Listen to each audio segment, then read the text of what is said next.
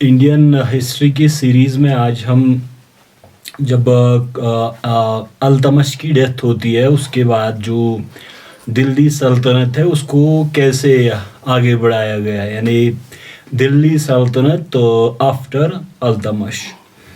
अब देखिए, जब अल्तमश ने वहाँ पे ममलिकत कायम की या सल्तनत कायम की, अब जब उनकी वफ़ात होती है, नहीं जब उनकी डेथ होती है, तो अब दो ऑप्शंस हैं उनके पास। या तो सल्तनत को उसी तरह, यानी ममलिकत को उसी तरह चलाया जाए जैसे वो चलती आ रही थी, जैसे ऐबक ने किया था। उसके बाद अल्तमश ने, वो गुलाम थे तो गुलामों का ही फिर से राज या गुलामों की हुकूमत वहाँ पे होती। या तो फिर एक डायनास्टी यानी एक ख़ानदानी राज, इसको हम कैसे, या dynastic monarchial form of government establish होती। तो हम ये देखते हैं कि एक तो जो शमसी थे या जिनको हम चहलगान कहते हैं, और दूसरी तरफ अल्तमश खुद था। तो पता चल जाता है कि अल्तमश ने एक वसीयत यानी विल की थी। जब 1229 में उसके बेटे का मतलब उसकी डेथ होती है बंगाल में, नसीरुद्दीन महमूद की, तो उसके बाद उनको कोई अपना, जो उनके बेटे थे उनमें कोई सल्तनत के लिए कोई लायक नहीं मिल रहा था। तो इस वजह से जो उनकी जो बेटी थी रज़िया सुल्तान, इसको बाद में हम कहते हैं, तो उसको मतलब वहाँ का जो अब सक्सेशन है, यानी अब जो दिल्ली की सुल्तान बनेगी या हिंदुस्तान की सुल्तान, वो रज़िया बनेगी। अल्तमश ने अपनी बेटी के हक़ में वसीयत यानी विल की थी।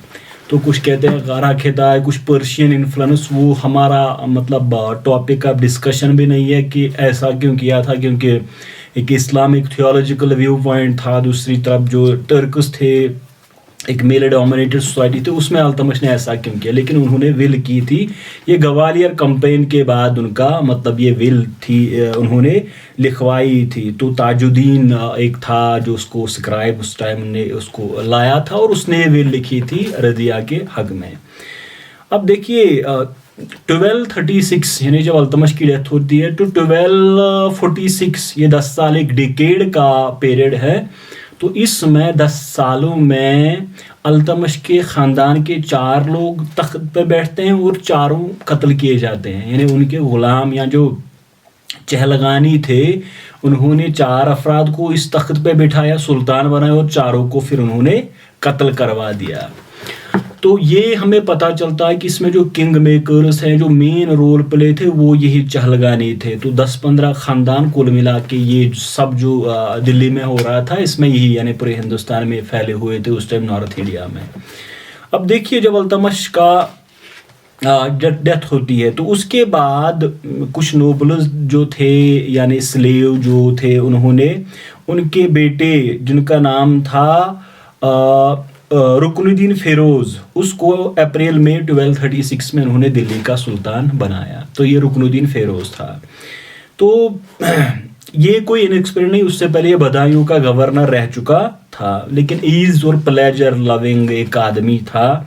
तो उसकी माँ जो थी खुदावंदे जहाँ शाह तुर्कान, तो वही यानी सल्तनत जो ममलिकत के मामलात थे उसको चला रही थी। तो नेचुरली उसका एक जेलसी का एक फैक्टर था, जो बाकी वहाँ पे हरम में ख़वातीन थी।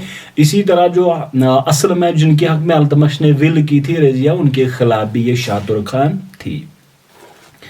तो धीरे धीरे करके इसने यही कोशिश की कि मतलब जो अमीर इसके ख़िलाफ़ थे, निज़ामुल मुल्क जुनैदी वगैरह, उनको दबाया जाए, और साथ साथ जो बाकी रेबेलियन उस टाइम हुआ था उसको दबाया जाए। तो ये कुरहाम गया था एक्सपेडिशन के लिए। तो उसी टाइम क्या हुआ कि वहाँ पे अफरा तफरी जो दिल्ली में फैल गई, यानी वहाँ पे जो तुर्क ने ताजिकुस को मारना शुरू किया। तो उसी टाइम जामिया मस्जिद में रज़िया चली गई, तो उसने लोगों को अल्तमश के विल के बारे में बताया, वसीयत के बारे में, और साथ साथ ये भी बताया कि मतलब किस तरह शाह तुर्कान उनको मतलब हटाने की कोशिश कर रही थी। तो अभी ये रुकनुद्दीन फ़िरोज़ ये बाहर ही था कि दिल्ली की पॉपुलेशन ने जो रज़िया सुल्तान थी उसके हक़ में बैत की, और इस तरह से वो 1236 में दिल्ली की हुक्मरान बन गई। वापस आने के बाद जो कुरहाम से ये کوہرام سے جب رکن الدین فیروز واپس آیا تو دلی کے لوگ آلریڈی رضیہ سلطان کے حق میں تھے. اس طرح سے ایک بیٹل ہوا اور 12 پہلے اس کو گرفتار کیا گیا اور بعد میں 12 نومبر 1236 اس کو قتل کیا گیا. تو اس طرح سے یہ پہلا ایک جو ساورین یہ مطلب حکمران تھا التمش کے بعد اس کو قتل کیا گیا. اب ہم دیکھتے ہیں کہ اس میں جو یہ نظام الملک وغیرہ تھے جنیدی جو فیروز کے خلاف تھے وہی یعنی انہوں نے دلی کی سیج کی تھی. رضیہ جب وہاں پہ حکمران بن گئی تھی تو اس ٹائم نے دلی کی سیج کی تھی. لیکن یہاں پہ ایک بڑا ایک ان کے لیے ایک رضیہ سلطان کے لیے ایک بڑا جو مطلب ایک ان کی پاور بیس دلی بن گئی تھی. تو اس طرح دلی میں ان کو ہرانا یا ان کو پاور سے ہٹانا it was quite impossible for these Turkish nobles یا جو چہلگانی تھے. تو ہم دیکھتے ہیں کہ ملک عز الدین اسی طرح سے محمد سالاری وغیرہ ان کو رضیہ نے اپنے حق میں کیا اور پھر بیٹل ہوا اس کے اور جو نوبلز تھے جو باغی امیر تھے عمرا تھے ان کے خلاف اور ان کو ہرایا گیا. لیکن یہاں پہ ہی بات ختم نہیں ہو گئی.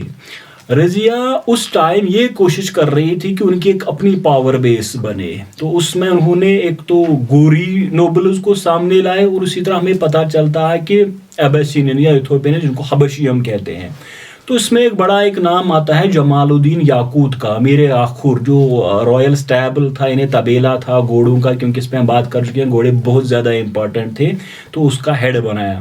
تو پھر اس ٹائم ایک افواہ بھی پھیلائی گئی تھی کہ اس کے ساتھ کوئی افیئر چل رہا ہے وہ اس کو اپنے بازو میں اٹھا کے گھوڑے پہ بٹھاتا ہے ایٹسٹرا.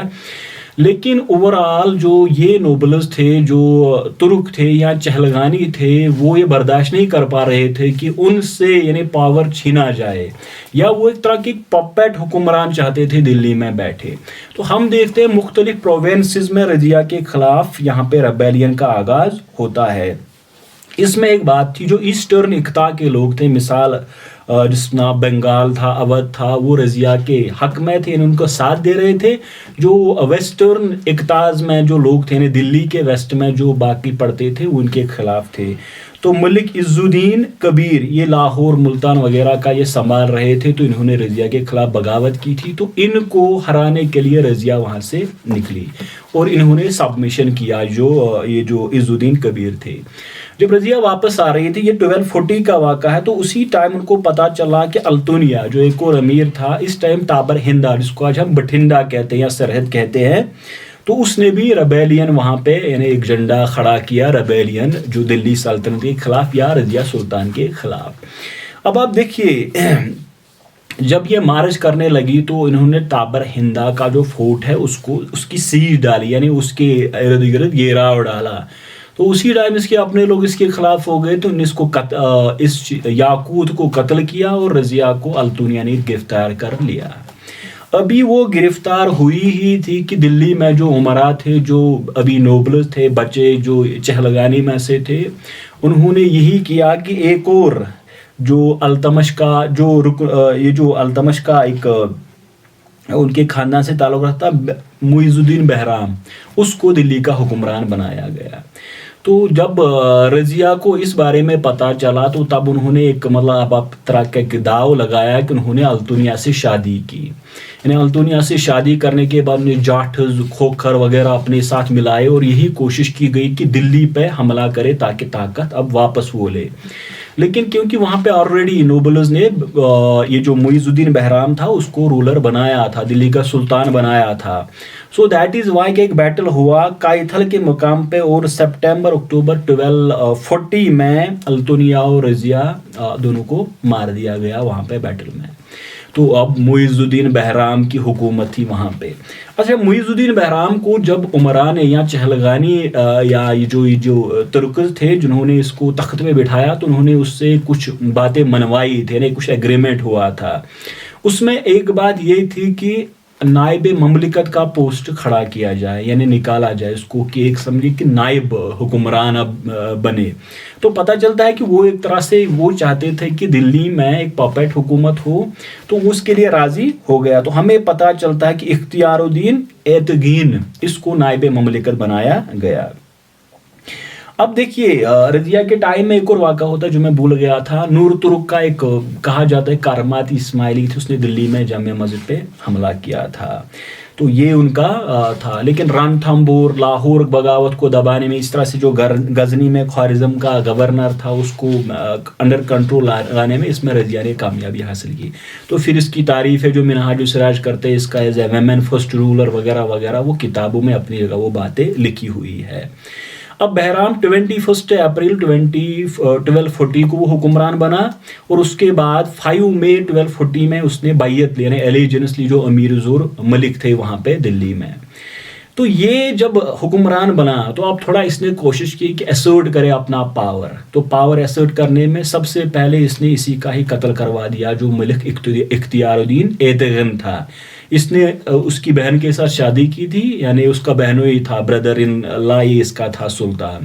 تو یہ ایک طرح کا ایک نائب مملکت بھی تھا, لیکن یہ سلطان بن گیا تھا. اب اس کی پرسٹیج بڑھ گئی تھی کیونکہ اس نے التمش کے گھر میں ہی شادی کی تھی, تو اس کو مار دیا گیا. اسی طرح سے جو امیر حاجب یعنی رویت میلن جو اس کا ہیڈ تھا سنکور بہاؤدین سنکور, تو اس کو بھی ہٹانے کی کوشش کی. پہلے اس کو امپریزن کیا گیا اور پھر اس کو مار دیا گیا. تو بہرام اس طرح سے جب اس نے ایک کوشش کی کہ ایک یہ جو نوبلز تھے ان کو ہٹایا جائے, اور ایک اور ہمارے تاج الدین موسوی اس کو اس نے قتل کیا, تو پھر ایک واقعہ اس میں ہوا کہ اس پہ ایک درویش کا بڑا ایک درویش نے اس پہ اثر کیا تھا. تو ایا اس کا نام تھا. اس نے کیا کیا کہ اس کے کہنے پہ انہیں قاضی شمس الدین کو انہیں ہاتھی کے پاؤں کے نیچے کچل کر مار ڈالا اس نے. تو جب یہ نوبل سن رہے تھے جو مختلف حصوں میں تھے, ان کو پتا چلا کہ آج نہیں تو کل یہ ہمارے پیچھے بھی آئے گا اور ہمیں بھی مار ڈالے گا. تو اس طرح سے یہاں پہ 2 لوگ ہیں, خواجہ مذہب الدین اور ملک قطب الدین. تو ان کو کہا گیا, اس ٹائم منگول انویژن ہوا تھا لاہور میں منگول انویژن کو ان کو فائٹ کرنے کے لیے بھیجا گیا. تو اس ٹائم جو مذہب الدین تھے اس نے کوشش کی کہ ایک طرح کی ایک چال چلی جائے. تو اس نے سلطان سے کہا کہ آپ ایک ڈکری لکھے, آپ ایک آرڈر لکھے تمام نوبلز کو ختم کرنے کا, یعنی ان کو کمپل کرے تاکہ وہ اوبے کرے سلطان کا, یہ جو سلطان تھا بہرام شاہ. تو یہ اس کی ایک چال تھی. تو اس نے تمام جو نوبلز تھے وہاں پہ ان کو یہ خط دکھایا کہ اس طرح سے وہ سارے اس کے خلاف ہو گئے. اور 10 مئی 1242 یعنی وہ سارے یہاں پہ آ گئے اور انہوں نے اوکیپے کی, سیج ڈالی دلی کی. پہلے اس نے شیخ الاسلام جو وہاں پہ تھا سید قطب الدین اس کو بھیجا, اس کے بعد منہاج السراج کو بھیجا وہاں پہ بات کرے, لیکن بات نہیں بنے, اس کو پہلے گرفتار کیا گیا. اور 13 مئی 1242 کو ابی التمش کا یہ ایک اور سکسیسر تھا جس کو قتل کر دیا گیا. اس ٹائم ہم دیکھتے ہیں کہ طرح طرح کے نوبل سامنے آ گئے جنہوں نے دلی حکومت پہ قبضہ کرنے کی کوشش کی. انہی میں ایک تھا بالبن, اس پہ میں ڈیٹیل بات کروں گا نیکسٹ پارٹ میں. تو اس نے اعلان کیا کہ اب میں دلی کا حکمران میں ہوں. لیکن اوورال ایک کمپرومائز وہاں پہ ہوا, مختلف وہاں پہ لوگ آ گئے. تو یہاں پہ اب کیا کیا گیا کہ ایک اور جو رکن الدین فیروز کا بیٹا تھا علاؤدین مسعود, اس کو کہا گیا کہ اب آپ دلی کی حکمرانی سنبھالیں گے, یعنی ایک اور بادشاہ کو وہاں پہ لایا گیا. تو یہی ہوا پھر, یعنی یہ جو 10-15 خاندان تھے وہاں پہ ان میں یہ پوسٹ تقسیم کیے گئے. تو مذہب الدین اس طرح وہ ایک کنگ کی طرح وہ اس ٹائم بہیو کرنے لگا, وہ بالبان بھی اپنے آپ کو بادشاہی سمجھنے لگا. تو اس ٹائم وہ نائب مملکت کا پوسٹ وہ ہٹایا گیا تھا. ہم دیکھتے ہیں ریبیلین ہوتے ہیں وہاں پہ, اچھ میں اسی طرح سے ملتان میں ہوتا ہے, بنگال میں ہوتا ہے. تو اور پھر جو مختلف نوبلز تھے وہ سلطان کا مطلب ایک ان کے نام میں اپنی ٹیریٹریز ہمسائیگی میں نیبرنگ ٹیریٹریز پہ حملہ کرتے, وہ دولت وہاں سے لے کے آتے. تو اوورال یہ پیریڈ آف انسٹیبلٹی رہا. تو یہاں پہ خاص تھا بالبن کا رائز اس ٹائم ہوتا ہے, یعنی علاؤدین مسعود کے خلاف بھی ایک کنسپائری ہیچ کی گئی, یعنی اس کے خلاف بھی ایک چال چلی گئی. اور کہا گیا کہ اس میں یعنی ایک تو یہ ریپلیس کر رہا ہے بلیک سلیوز, یعنی افریقن بلیک سلیوز کو یہ لا رہا ہے, اور جو ٹرکس تھے ان کو ہٹایا جا رہا ہے یہاں پہ. تو یہ بھی ایک کانسپائریسی. اصل میں اس ٹائم بالبن ایک طاقت کی شکل میں سامنے آیا تھا جو کہ التمش کو غلام تھا, جس پہ میں نیکسٹ نیکسٹ پارٹ میں بات کروں گا. تو اسی کے پیچھے وہ سب تھا. تو اوور آل نوبلز علاؤ الدین مسعود سے سیٹسفائی نہیں ہوئے اور کانسپائریسی ان کے خلاف ایک وہاں پہ بنائی گئی. ہم 10 جون 1246 میں اس کو پہلے یعنی امپریزن کیا گیا, جیل میں ڈالا گیا, اور پھر کچھ دن بعد اس کا بھی قتل ہوا. تو وہاں پہ ایک اور تھا ناصر الدین محمود, درویش کنگ جس کو کہا جاتا ہے, اس کو کہا گیا کہ آپ آئے اور یہاں کے بادشاہ بن جائے. تو اس طرح اس کا پیریڈ 1246 میں شروع ہوتا ہے. پھر 1266 میں یہاں پہ بالبن کا ایک مین امپارٹنٹ یہاں پہ رول آتا ہے. اوورآل اگر آپ دیکھو گے کہ التمش نے جن کو مطلب بیٹوں کی طرح پالا تھا, 10 سال میں ہی انہوں نے ان کے خاندان کا پورا تقریباً صفایا کر ڈالا تھا یہاں پہ. تو ہمارے ہسٹورین لکھتے تھے کہ التمش خود موجود ہوتے اسے تکلیف ہوتی لیکن حیرانگی نہیں, کیونکہ یہی رسم وہاں پہ چلی آ رہی تھی کہ جس کو بادشاہ بننا اس کو یہی کرنا ہے کہ دوسرے کو راستے سے ہٹانا ہے. لیکن خاص یہاں پہ ترکانی چہلگانی نے کیا تھا. تو یہی 10-15 لوگ تھے جو یہ سارا کر رہے تھے. اوورآل انسٹیبل یعنی دلی سلطنت جس طرح ایک ویلیو تھا اس کا, ایک جس طرح اس کی رٹ چل رہی تھی پورے ہندوستان میں یا یہ جو سب کانٹیننٹ ہے وہ ختم ہو رہی تھی, یعنی اس کی عزت ختم ہو رہی تھی اور لوگ اس کے خلاف بغاوت کر رہے تھے. اب یہاں پہ ایک ہوتا ہے 1246 میں ناصر الدین محمود کو تخت پہ بٹھایا جاتا ہے, لیکن اس ٹائم بالبن کی یعنی اس کا دور شروع ہوتا ہے. بالبن اور اس پہ میں نیکسٹ پارٹ میں بات کروں گا, اور کبھی 2 حصوں میں ہم اس کی پولیٹیکل ہسٹری بھی ختم کرتے ہیں. تو اسی پہ آج ہم کنکلوڈ کرتے ہیں. Thank you.